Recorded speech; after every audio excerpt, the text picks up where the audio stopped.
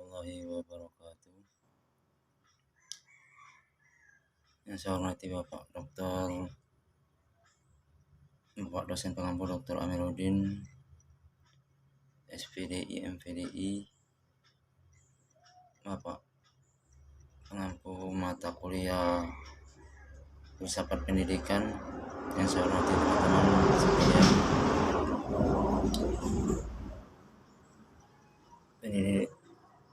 filsafat pendidikan, konsep filsafat pendidikan, pragmatisme dan eksistensialisme. Sejarah muncul perkembangan aliran pragmatisme dan eksistensialisme. Sejarah muncul perkembangan aliran pragmatisme berkembang di Amerika Serikat dengan tokoh utamanya Reinhard Rorty. Salah satu pemikirannya yang terkenal adalah bagaimana bahasa menentukan pengetahuan, karena bahasa hadir dalam bentuk jamak, dan demikianlah pengetahuan pun tidak hanya satu dan tidak dapat dipandang universal, atau dengan kata lain tidak ada pola yang rasional terhadap pengetahuan, budaya, aturan, atau nilai-nilai yang dilihat secara fungsi yang terhadap manusia. Begitupun sejarah muncul dan perkembangan aliran eksistensialisme. Eksistensialisme merupakan suatu aliran filsafat yang lahir karena latar belakang ketidakpuasan para filosof yang memandang bahwa filsafat pada masa Yunani ketika itu seperti proses terhadap rasional Yunani, khususnya pandangan tentang spekulatif tentang manusia. Ada 3 macam istilah. Yang pertama, istilah eksistensialisme dikemukakan oleh ahli filsafat Jerman Martin Heidegger 1889 sampai 1976. Yang kedua, eksistensialisme adalah merupakan filsafat akar metodologi berasal dari metode fenomenologi yang dikembangkan oleh Husserl 1859 sampai 1938. Yang ketiga, munculnya eksistensialisme berawal dari ahli filsafat Kierkegaard dan Nietzsche. Bermacam tokoh-tokoh pemikiran pragmatisme dan eksistensialisme.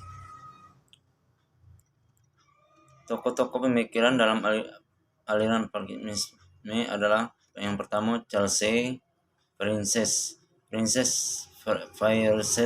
Freire adalah salah satu tokoh pendiri aliran filsafat pragmatisme yang berkelahiran di Amerika.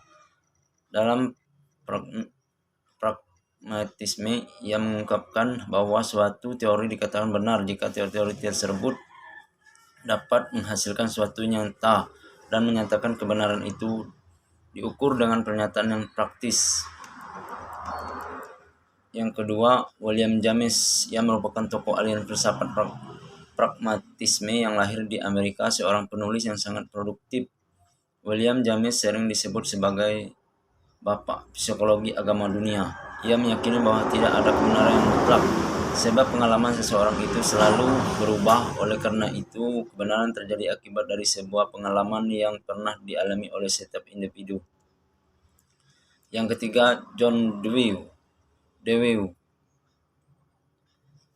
John Dewey juga dikenal sebagai kritikus sosial dan pemikir dalam dunia pendidikan, yang mengistilahkan bahwa pragmatisme harus cakap dalam hal urusan hukum. Menurut Dewey, filsafat bertujuan untuk memperbaiki kehidupan manusia serta lingkungannya. Yang keempat,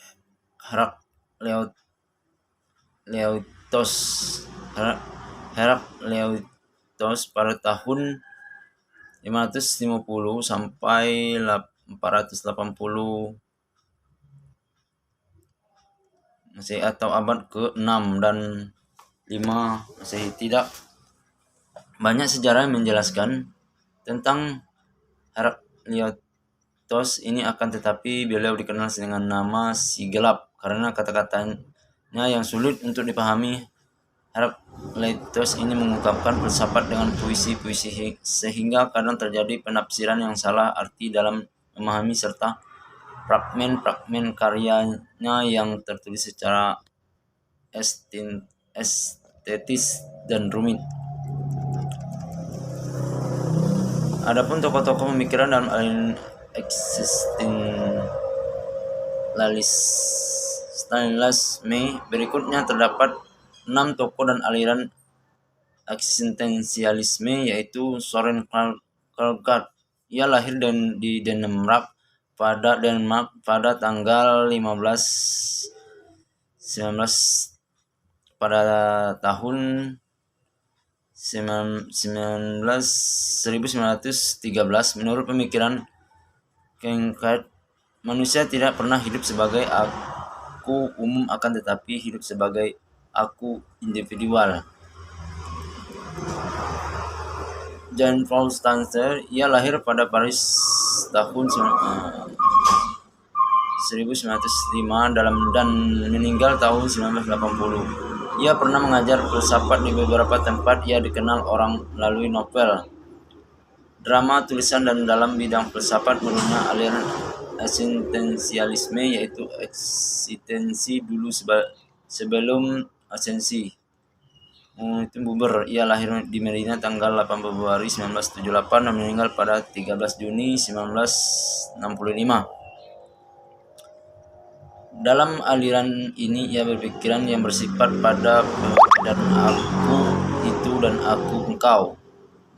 Yang keempat, Martin Heidegger. Ia lahir pada tanggal 26 September 1989 di Jerman. Ia berpendapat bahwa keadaan itu terlihat pada eksistensinya. Yang kelima, Karl Jasper. Ia lahir pada tanggal 23 Februari 1983 di Jerman dan meninggal pada tanggal 26 Februari 1969 dan di Swiss. Menurutnya, dalam filsafat